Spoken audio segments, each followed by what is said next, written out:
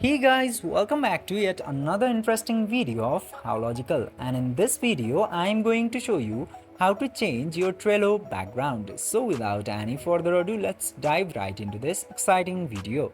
Now, in order to change your Trello background, you just simply have to open this Trello application into your device, and after that just simply tap into these three bars into the top left corner, and from there you will get the option of settings. Just simply tap into settings, and now into the settings option you will get the option of application theme.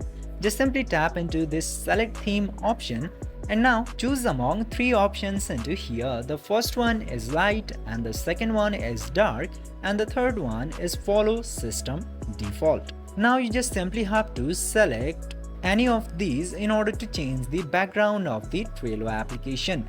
I'm selecting the light option into here, and as you can see, my background is successfully changed. I hope this video was helpful for you. If yes, don't forget to like, share and subscribe to the channel to never miss another update. Thank you for watching the video.